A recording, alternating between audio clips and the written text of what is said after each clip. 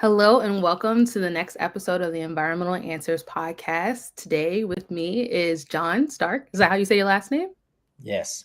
And we're getting ready to learn more about new waste ways. You know, it's important to us at the Environmental Answers podcast to be able to answer questions when it comes to like recycling and anything all related to the environment and sustainability. So we are lucky today to have John, who's going to break down some new ways that waste is being managed so that we can be more effective with things such as recycling. Hey, John, how are you doing today? Well, I'm doing pretty well. I would say that it's an exciting day because it's snowing here in Raleigh, North Carolina. Not something we see I know often. I know we rarely get snow, so it is like a nice day to see some snow. So I wanted to first start asking you about like what got you into what I would say like the recycling business. What brought you to this particular space? Yeah, so I would say I don't know. I kind of stumbled into this space at my last job. I was working as like step one of making jet engine parts.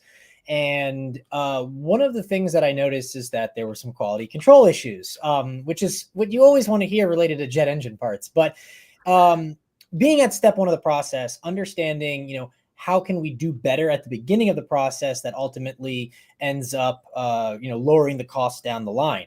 And I was really interested in vision technology at the time, and this was years and years ago. Um, and I sort of got interested in that vision technology, but at the same time, like in my free time, I was thinking, well, look, I like to, drink soda and other things in cans, and I wanted to figure out, well, that's aluminum, and that's really valuable aluminum. How do I get some of that value back? And to this day, I'll take all my aluminum cans and I'll melt them down into little ingots.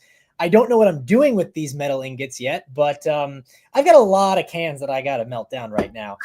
They've been piling up, but it was sort of this combination of, from my background as a materials engineer and seeing this vision technology, this AI vision technology starting to emerge. It was, how do I combine those two ideas together? And it was sort of saying, hey, how do you enable other people to have more control over their own waste streams and have a better understanding of where their material goes? And that's really where, the company name My Matter came from. It's my material. I should have a sense of understanding of ownership of where it's going to go.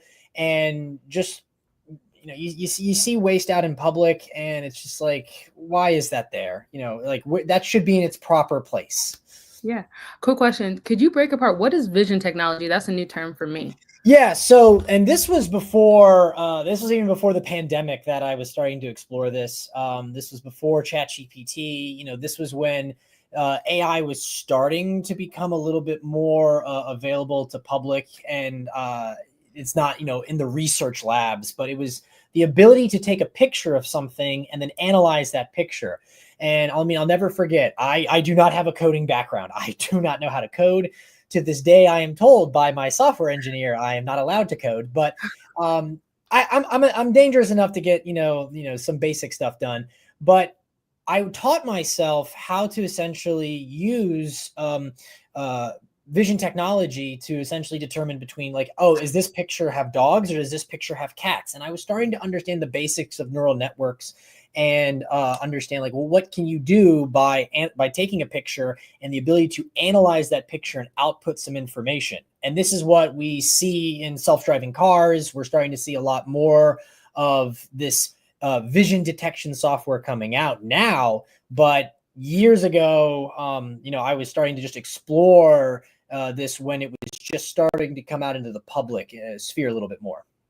Oh no, that's really interesting. I was a little remiss by not asking you what exactly is the product that you guys have at My Oh Matter. I'm yeah, curious about like that and like breaking that apart for us. right. So essentially, and this sort of goes back to the origin story. It's how I wanted to create a device for people to be able to capture more value from their material. So the original idea was a device for people's homes that would be able to identify and process and alert an Uber-like collection service to come pick up your recyclables, and then you could be paid for some of that valuable material that gets carted off to the recycling plant.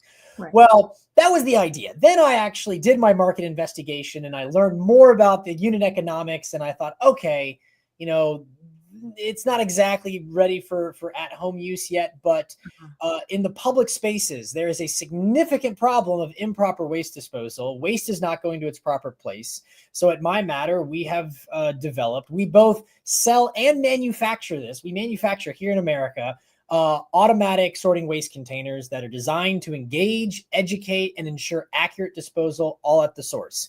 If we can make sure that waste goes to its proper place at the beginning of the process, then we can start improving the next steps of the process so that ultimately you don't see waste in the landfills or our environment. And as the EPA reports, for the last 20 years, with all the improvements that have happened, all the educational programs that are out there, recycling efficiency has stagnated in the United States at about 30%. So that means 70% of our recyclables landfill or the environment. So that is like the big problem that you all are solving at My Matter, is like the root of that, figuring out better channels when it comes to ways to waste. Because like when we were talking about naming this particular episode, New Waste Ways, it's like you're creating a new pathway for how recycling is done. I know that like sometimes when we get questions about recycling specifically, like, is it pointless? It sounds like there is a point to it that you guys are figuring out. Yeah, so that's something. We were at a kids museum recently showcasing the device, and the kids love to put the waste into the machine. We have a display screen that provides feedback, and they just want to keep throwing things in because it becomes a game to them. And their dads are behind them, and they say, well, it all goes to the same place.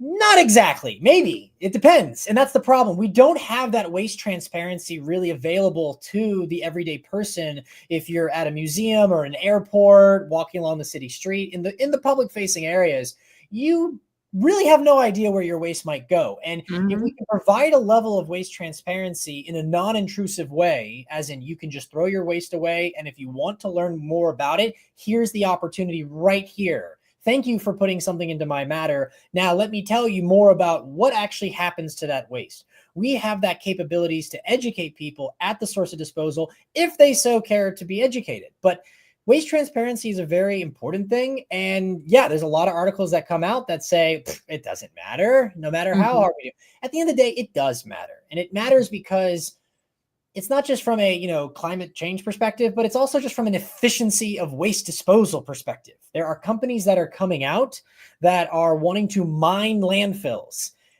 We're mining the ground already for resources. We then produce consumer goods from those resources.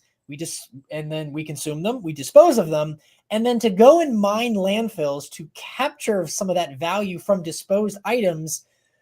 It sounds insane. Is there a business model there? Yeah, there is, but it is an incredibly costly, and it's ultimately just not an efficient process. So let's start doing a good job at the beginning of the waste disposal process. Yeah, like putting waste in its proper place from the beginning. Very like step one, reprogramming how we're doing. As humans, we're meant to evolve. And this is like something that's going to help us bring us into the shared future. A lot of times at Environmental Answers, we're talking about our shared future. Like, how can we move and make more systems of resilience? And I see this as a dynamic tool that people can start implementing. I understand what you mean by maybe not being able to start with like at home, but like eventually, we'll get there. Like tools like this will get there. And this is like awesome that you're starting at this stage to be able to bring it commercially, and then ultimately maybe even getting it so that I can have something like this at home. My Matter has a very strong roadmap of other potential places we can help. Yeah. So and that's one of the problems about being an engineer. It's like you're constantly wanting to build new things and solve problems, but we've got a pretty strong roadmap to help other areas do proper waste disposal. Oh, no, that's really, really cool. Something that I was curious about also when it comes to like the engineering part, you said that the manufacturing is all here in the United States. Yeah, so you spend a lot of time on like building relationships and stuff like that. So there are people who are committed to seeing solutions like this come to market. Yeah, so I mean, we've right now, let's see, I keep losing track of how many customers we right now have and how many units we have out in the field, but we are still a small startup, but we're growing very rapidly. And I am happy to say we've got product up and down the East Coast. And then we've also got some units out in Saudi Arabia. The international market, as actually been coming to us a lot because there are other places in the world that recognize that they need better waste disposal as well. It's not just here in the US.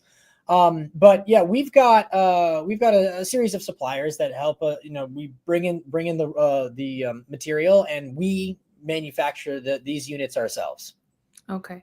So if we're I know you're primarily located in the Triangle here in North Carolina. If I was walking around in North Carolina, where could I see one of these units? I'm very curious about like maybe a place that some of the listeners could find one. Yeah, so we've got one at the City of Durham City Hall, Town Hall, whatever it is. RTP, the Research Triangle Park, has a few of our units.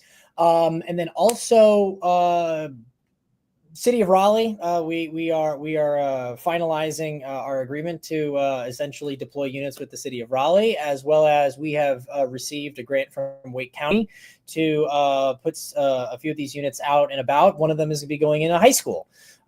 Because I really want to stress this to people out there. If you are in a commercial office space, if you're in, a high school space or, classroom space, and you've got small individual waste bins in every single classroom, that is not the most efficient waste disposal process. We really want to focus on how do you centralize waste containers. Location is just as important as what is the actual bin, because having people take their waste and bring it to that central location is more efficient on both a disposal side and a collection side for the housekeeping or janitorial staff.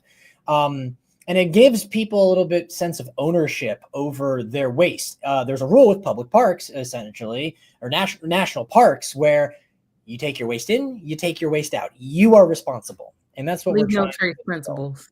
Yeah, Yeah. the leave no trace principles of understanding the importance of you bring the waste in, you carry it out.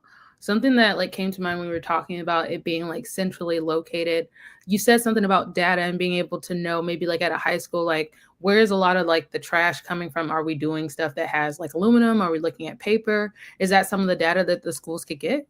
Yeah. So My Matter really has two key solutions here. It is one, the physical infrastructure that we put into place that is supposed to replace the existing waste containers that are there. We're not trying to make anyone's job harder with servicing these things. We are just trying to say, here's the new technology that is engaging, educating, and ensuring proper disposal. Now, with all this data collected, because we take a picture of every deposited item, with this data collected, it goes to our dashboard. And that's the second half of our full solution, where on our data dashboard, we can tell people how often the waste container is being used, what people are choosing. Our solution has a trash and recycling hole, and you get to choose where it's going. Well, if you choose to put this can here in the trash hole, we now know that you chose to put that. Now, we don't know who you are. We don't have cameras on the front, but we do know that someone put this thing into the trash side. So understanding user disposal behavior is something that is very important because that helps with education. And it's something that really doesn't exist in terms of current methods of data collection. So we know what people think waste should be, and then we know what the waste is. We know where the waste went. Did it go into trash? Did it go into recycling? And with all this information, we can start getting a better picture of how much money have you saved or prevented from going into the landfill? How much energy have you potentially saved because you have had an increase in recycling, carbon emission reduction as well, understanding that information. But with all this data, we can now understand what's going into landfill and what potential packaging items could be transitioned over into recyclable items. If we constantly see a trend that people keep thinking, plastic forks and knives are recyclable, when in a lot of cases they're not, then it's a matter of, okay, how do we turn that into something that is recyclable? How do we help educate people to understand that? So that's something that's really important about the data we collect. Now, I really want to stress, we don't guarantee that you're going to reach any of these savings because we are not the ones that are then collecting the material, putting it in the dumpster. Then you have the collection crews pick it up, and then they go to the material recovery facilities. Waste disposal is a multi-step process that's involving multiple different organizations and people involved.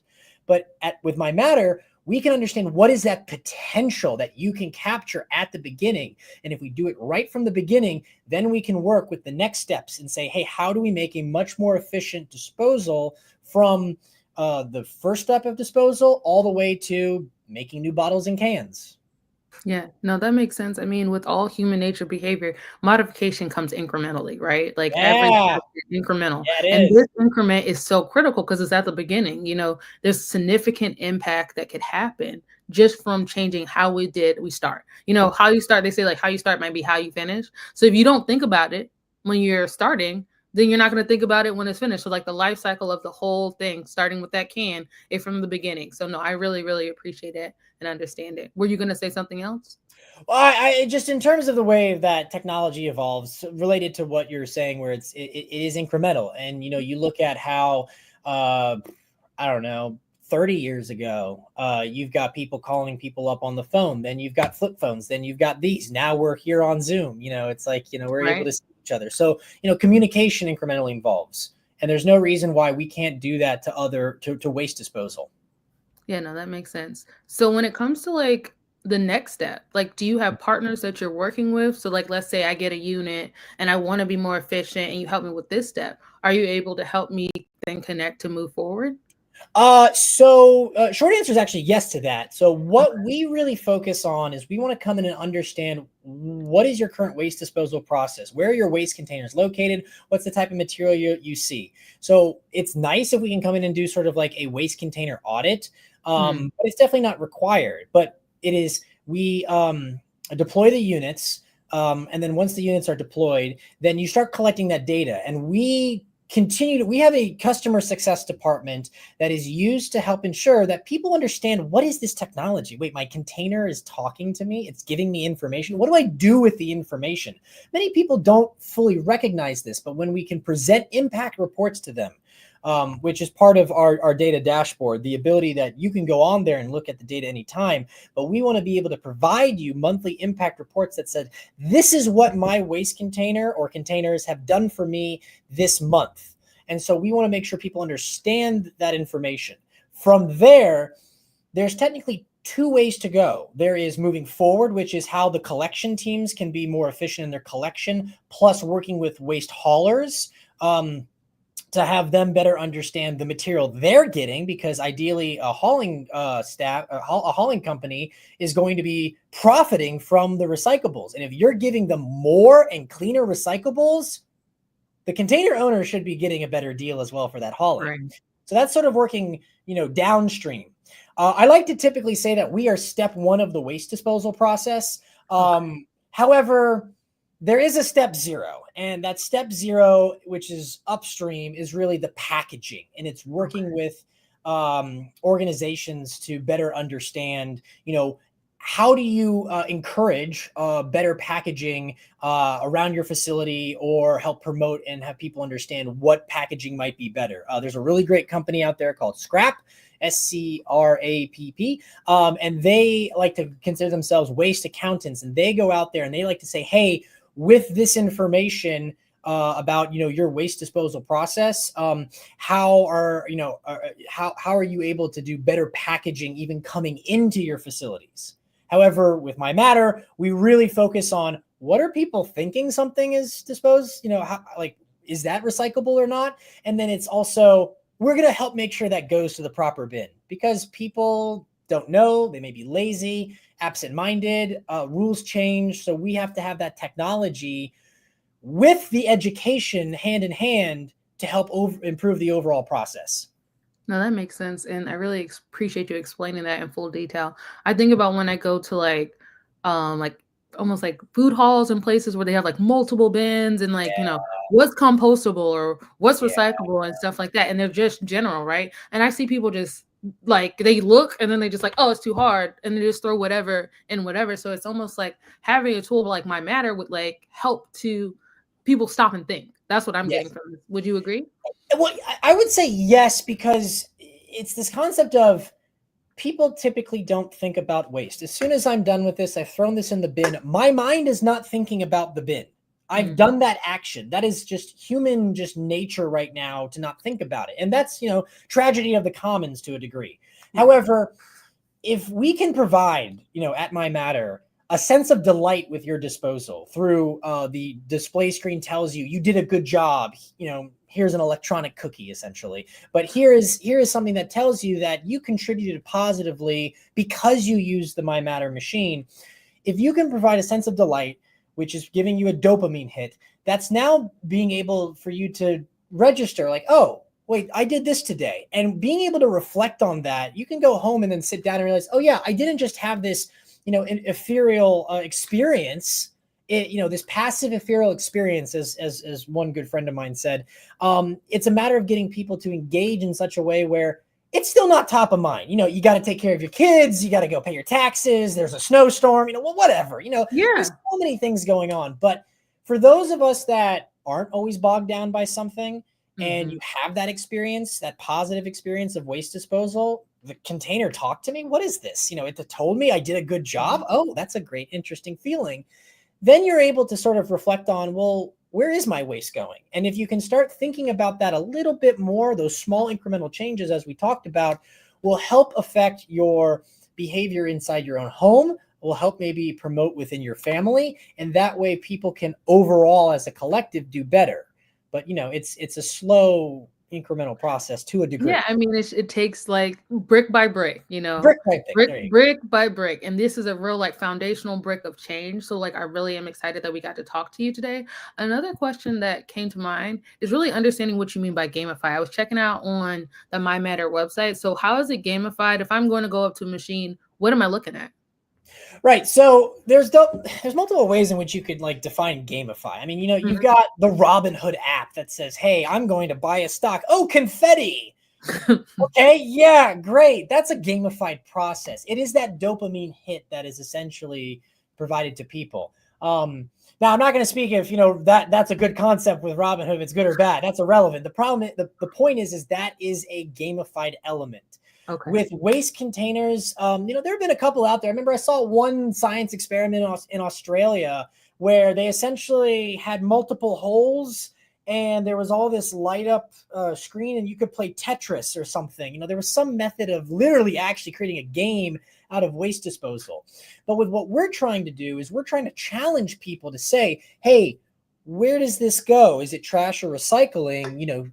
You choose, step right up, play the game. And because you've now challenged someone, if they so choose to interact, the person could just throw something in and walk away. They don't have to, but we give them that opportunity to play the game, step right up. Where do you think it goes? If you get it right or not, hey, you get a point or something. We want to start working with our customers. And this is a new thing we're rolling out within our next generation of devices is larger display screens, more interaction where it says, hey, scan this QR code to learn more information. Scan this QR code to tie into the existing point system that might be with, an organization or university. So we want to be able to encourage people as they have thrown their item away and they've scanned the QR code and they're walking to, the next, down the hall or whatever, that they can check that information on their phone as they go. And they can still be sort of engaged even when they've left the waste container. No, I mean, I think that is monumental because, like you said, these changes and people having the opportunity to engage, you're giving them permission to take a different action. Like if you're not thinking about something, getting an invitation can change how you do something. So that's really, really helpful for us to understand. When you talk about like the international leadership that's happening with waste disposal, are you getting a lot more engagement internationally? Are you seeing stuff or what are you seeing out there? This is an emerging market.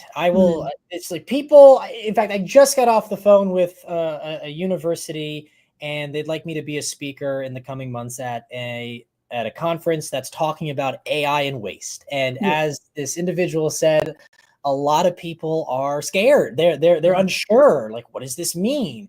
Well, the key word I used is optimism. I mean, this is an opportunity where we have emerging technology and we can use it for good. Sure, you can use AI for bad. If any of you have gone on to ChatGPT or tried other AI stuff, there's some bad things you can do.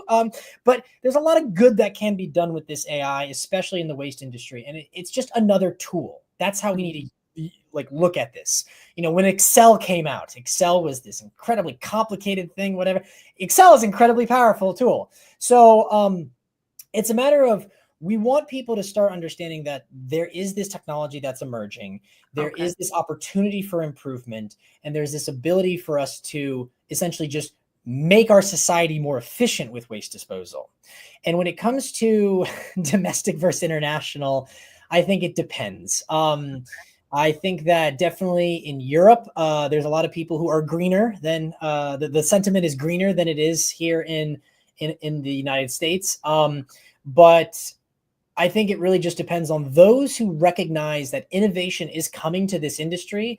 I will definitely say that I have had many conversations with the Middle East, and I Mhm. give, especially, Saudi Arabia, Qatar, and Dubai, a lot of props, because I've had several conversations with individuals who recognize that as they grow, they are going to have serious waste problems that are going to emerge, and they need to have the infrastructure in place to help handle that.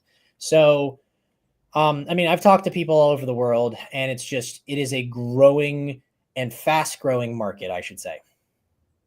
No, that's really, really helpful and insightful.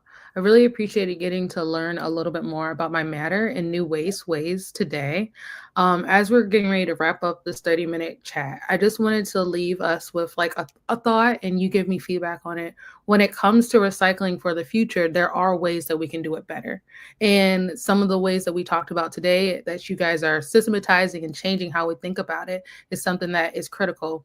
Did you have anything that you wanted to contribute to that thought or expand on it? Oh boy. Yeah, I really think that we are starting to see as my very intelligent intern has said, a paradigm shift. Okay. There's a cultural change. There is this change that is happening where people are starting to recognize more and more that we need to be more sustainable, but sustainability can mean different things to different people. To me, it means efficiency. It means how do Okay. we do things more efficient? And I think people really need to understand that there's technology and tools out there that can help us. And we need to start considering that what really has to happen in the waste disposal industry is you can try to keep educating people, but there will always be new people. There will be always rules are changing. There's always a lot of confusion. At the same time, we need the infrastructure in place. We need the infrastructure to allow people the opportunity to even dispose of something. If you just have a standalone trash can, then you haven't even given them the opportunity to recycle. And it's the same thing with compostables as well. Providing that opportunity for people is very important. But taking this new infrastructure and taking this education and putting them together, that's what we focus on, because that's ultimately what is going to drive productivity and in efficiency in proper waste disposal. That's awesome. If Yeah. someone wanted to stay connected with you, what's the best way to reach out or get in touch with My Matter? Yeah. So I would definitely say go to our website. We've come a long way on our website, as my cousin has put it. It's come a long way from looking like a 1990s website, which I designed. So we're really happy about the website. Learn, go there, see the information. We've got a Calendly link for people to connect with us. I'm always happy to have conversations with people. Like, tell me about your waste problems. I want to know. Also on LinkedIn, happy to connect with people there as well. It's John Starke on LinkedIn. I think my title says like CEO of My Matter. And I also claim to be an engineer, an inventor, and a bagpiper. So, look for the guy who says, CEO, engineer, inventor, and bagpiper. And that's me. That's beautiful. I really appreciate getting to know you a little bit, John, and knowing more about My Matter.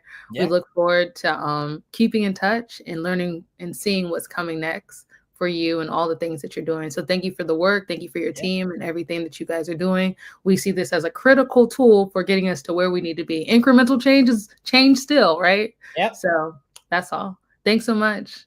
All right, Thank you. tune into the next episode of Environmental Answers. We'll see you all soon. Bye-bye.